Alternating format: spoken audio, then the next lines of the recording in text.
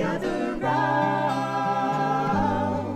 Let joy sing out today, dawn now is breaking, and the mountains say, it's only light can make the darkness run. Lift up your head, greet the rising sun. Greet the rising sun.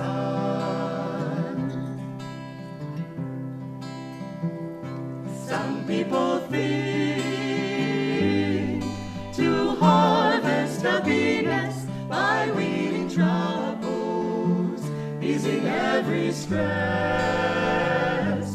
The trouble is that troubles never end. Get rid of one, and you face its friend. And you face its friend.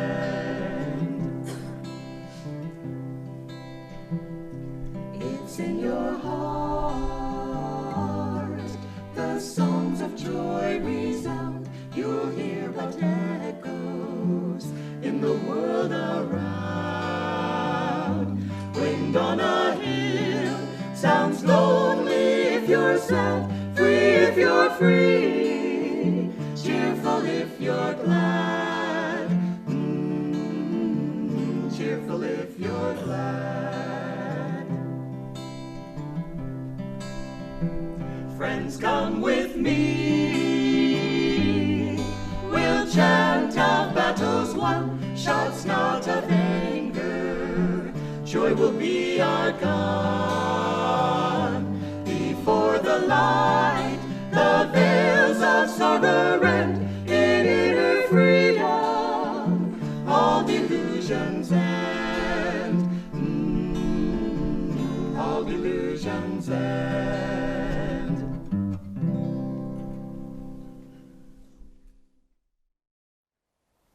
And now I'd like to welcome all of you throughout this country, the United States, throughout Europe, India, wherever you may be in the world. Welcome to Sunday service at Ananda Village.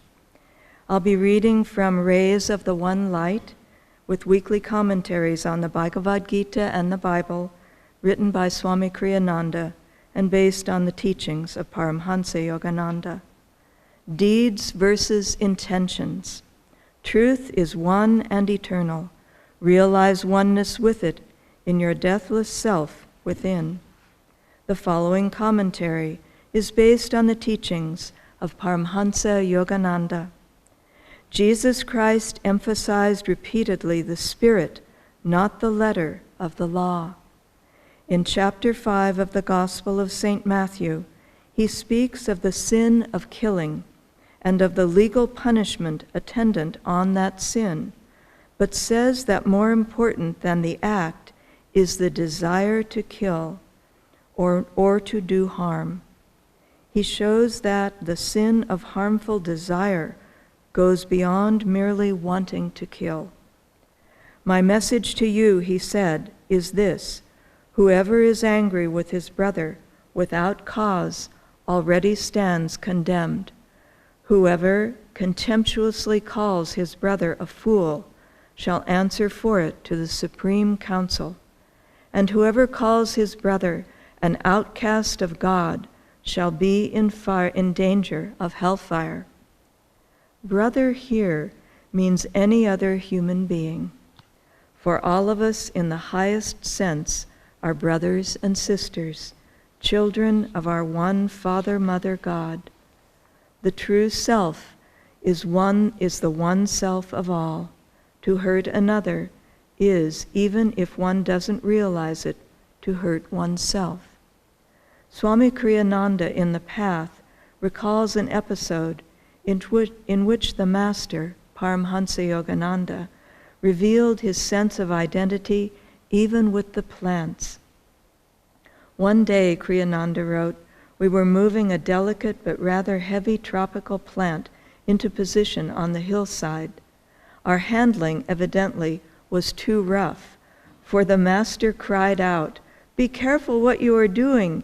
Can't you feel? It's alive."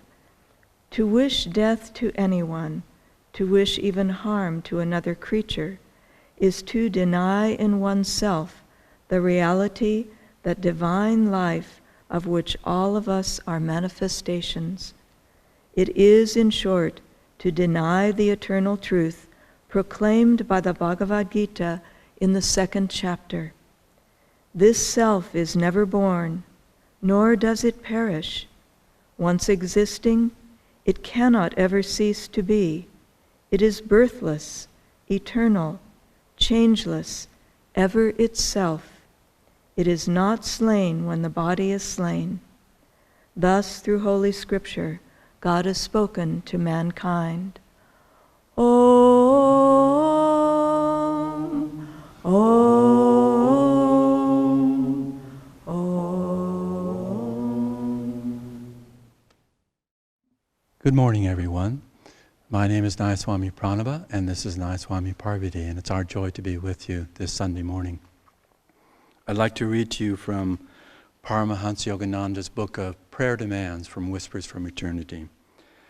Earlier this week, when I was looking through the Whispers book to see which of these selections I would choose for this Sunday talk, I came across one and marked it and put it down. But there was something kind of there in the back of my mind saying, maybe that wasn't the right one. And so just yesterday I was looking through again and came across this one, which definitely is the one that is good for today. The title of it is, Make Me the Drops of Sympathy in All Tearful Eyes. May my spark commingle with thy great spark. May it twinkle in all eyes. Bless me that I may swim in the sea of souls. Let me rush with thee on avalanches of noble desire. Let me feel thee in the budding hopes of all roseate minds, and in the silence of all saints. Let the tears of my sympathy commingle with the drops in all tearful eyes. Together, thou and I will dance on the wavelets of all feelings. We will cheer every heart with divine delight. Let us throb in the life of all beings. Let me just read those two final lines. We will cheer every heart with divine delight. Let us throb in the life of all beings. It certainly captures the deeper understanding of when we're going through challenges in our lives, to be with a sparkle in our eyes, not just for our own sakes, but for others, and that we can be in that delight of God's presence. I think the word delight is one that we're very happy to hear under the circumstances of dealing with the COVID-19 coronavirus.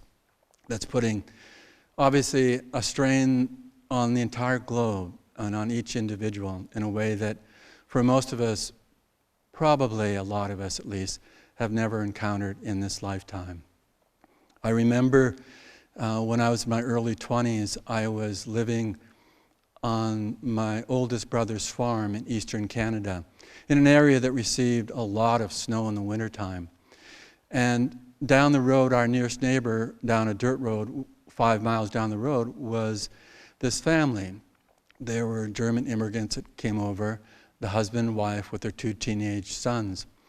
And they had built pretty much with their own hands. He was a contractor, and so he had associates and he had the skill level. But he built this little ski resort down the road from us.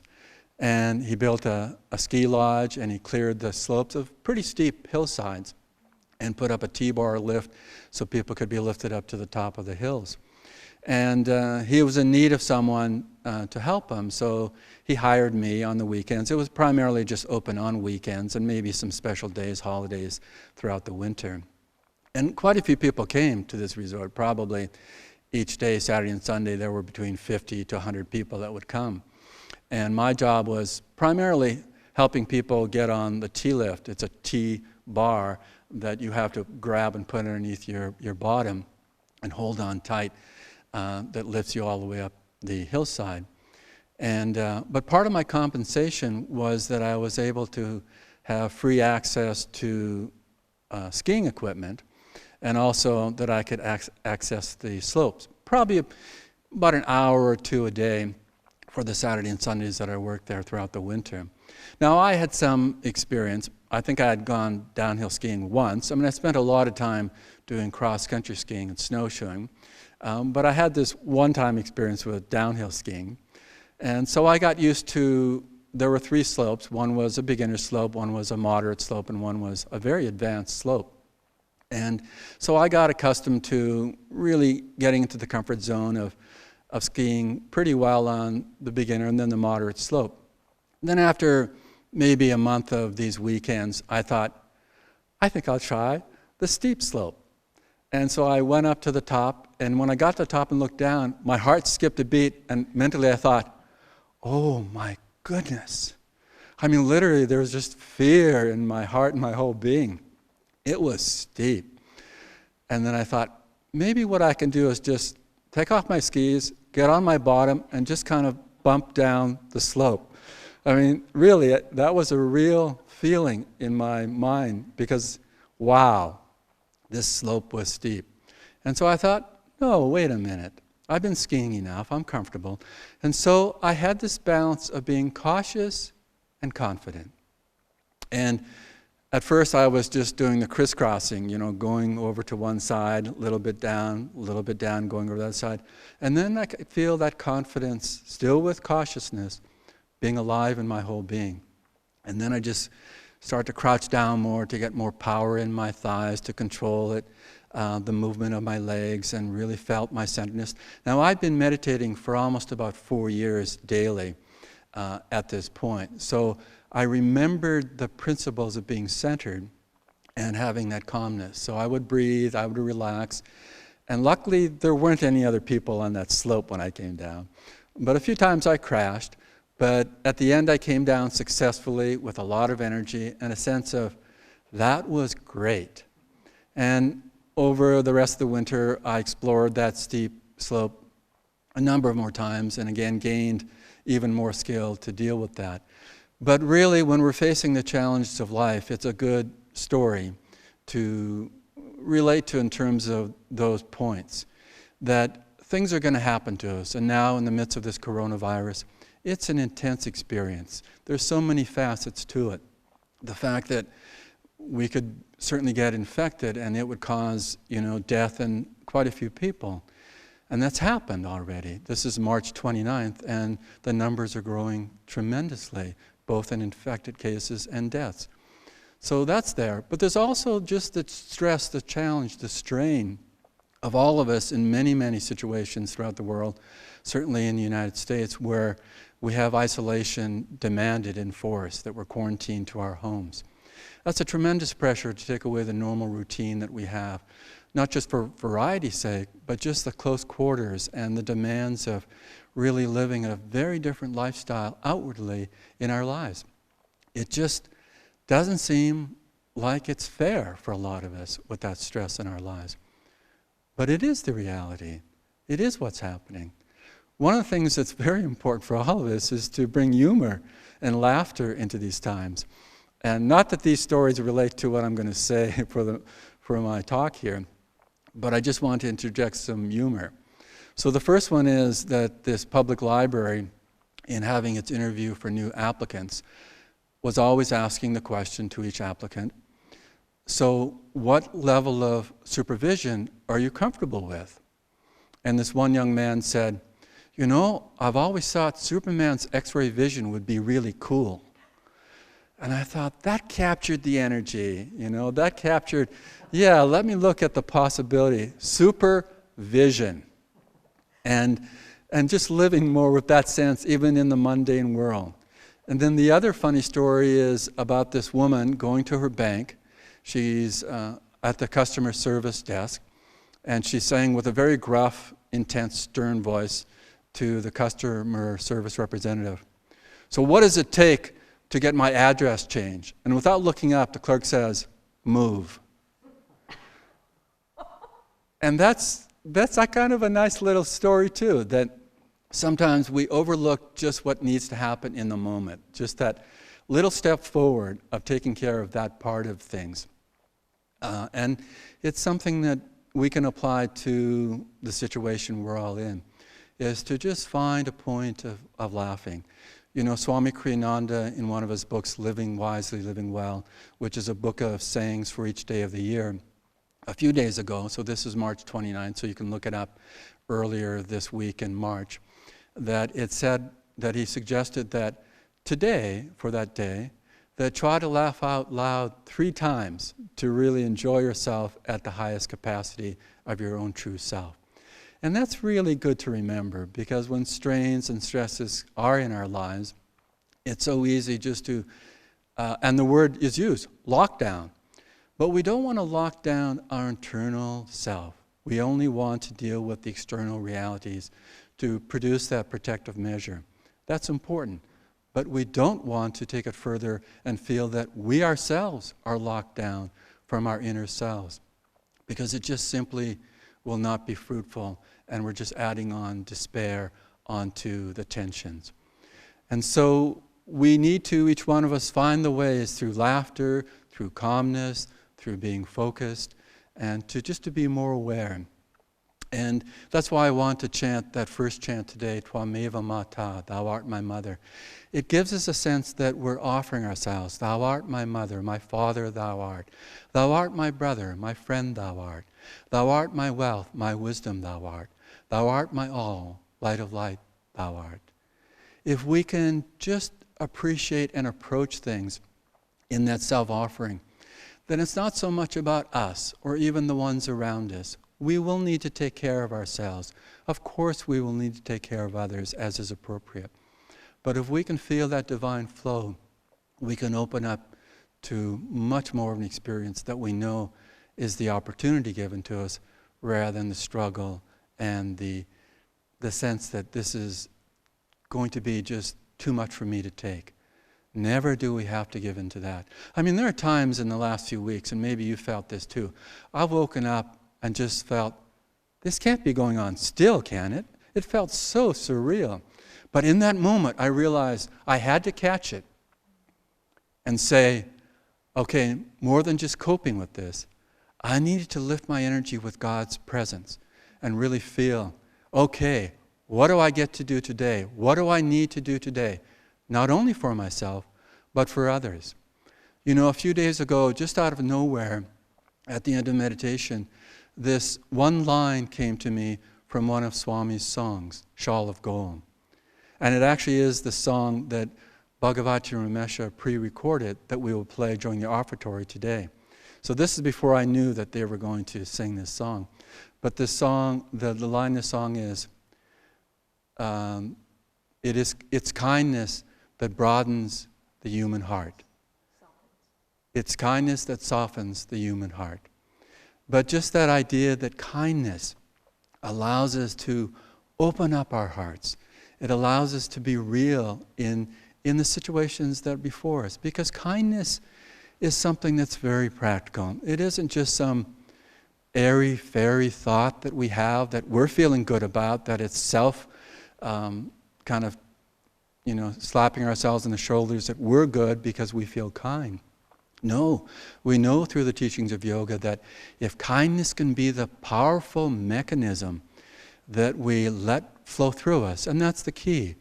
We let it flow through us. We're not creating kindness. We're not initiating that. We're initiating the openness for kindness to come through us. If we can have that kindness as a dynamic force that we're tapping into, then our hearts are open. And that kindness can touch souls that we may not even know it is touching. One of the things perhaps a lot of us are doing already, but it's good to keep in mind that it's a powerful way to bring that kindness into practice, and that's doing healing prayers. Probably like me, you've probably increased the number of people you're praying for on a daily basis. Some of these people are in dire circumstances, and some of them you just realize probably intuitively they need our help. But really being alive in those healing prayers, it's like we become this powerful instrument, this powerful tool that the divine can flow through. Without attachment, as we know, as Master said, to the outcome. It's divine will healing. It isn't that we're demanding an outcome. What we're demanding is that we're able to be open. That's the demand that we're working with. That we are open enough for that grace, that flow to be real, and more than that, to be dynamic, to be something that will touch the world. And often I will end my meditations and end my healing prayers with visualizing that the entire globe is encircled in an aura of light. And Jyotishan Devi, Nayaswamis Jyotishan Devi have set in motion on a weekly basis on Thursday mornings, 8 a.m. Pacific time in California in the United States, to come all together online and to be a warrior of light, to have a prayer, have a visualization, have a meditation, and to repeat the prayer affirmation for being a warrior of light, of really initiating that each day as well, not only on Thursdays when we as a whole come together online as much as possible, but each day to just be alive, not just to remember to repeat it, but to bring our whole sense of being alive in that experience, to nurture that kindness can come through us and touch others. When that happens, then that kindness softens the human heart, and we are alive in the moment. And then God's grace can come through in many ways that we probably can't tell could happen. You know, the miracles can flow through. The touches of a person to person can come through. And ultimately, the touch of God can come through to each soul and to each person. Many blessings to you.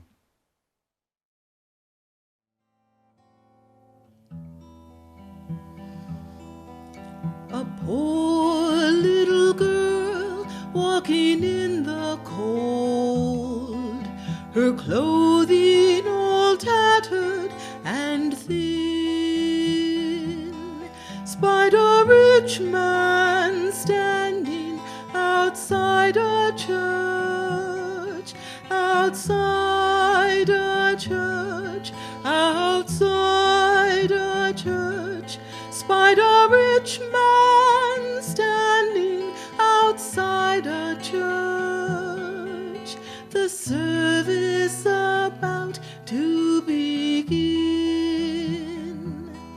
Please, sir, she said, hear an orphan child.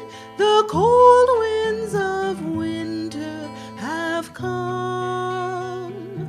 I've no place to live, not in all the world. Oh, help me find work in some home.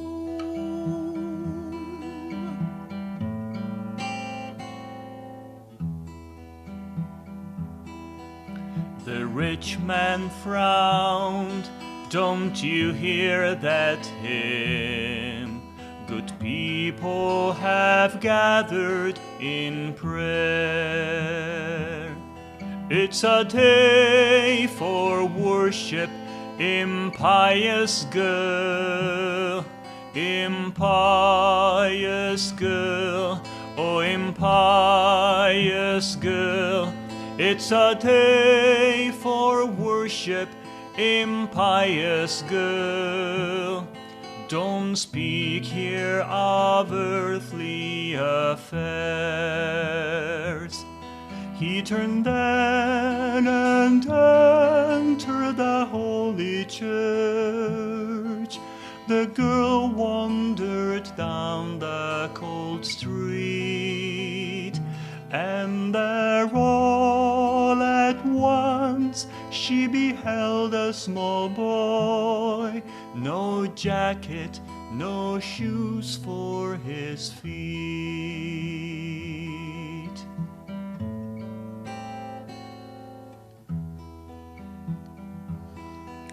His clothing was shabby, as worn as her own.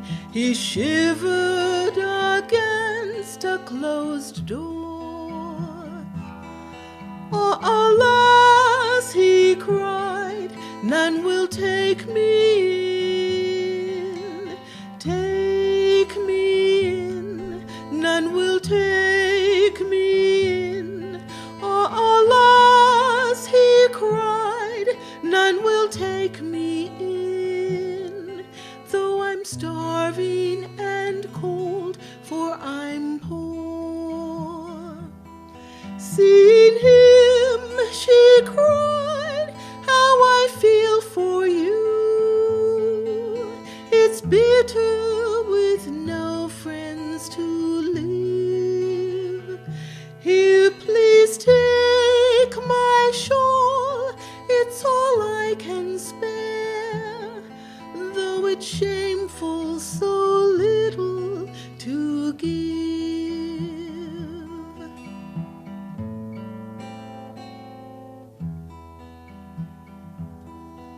She wrapped him all up in the flimsy cloth and kissed his cold forehead and smiled.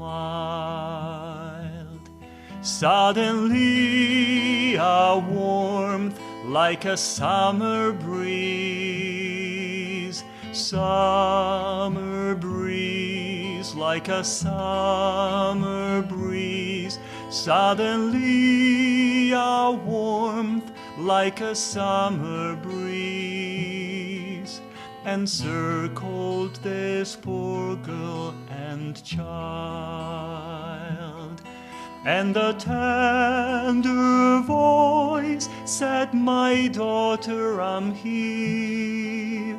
No more shall you weep without friends. For in yonder church there's no love like yours. Those with pure hearts their needs I attend.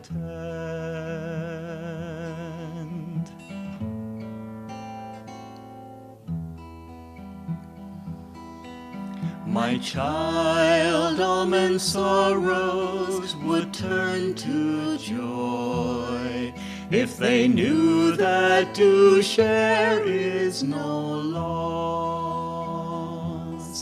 For its kindness broadens the human heart,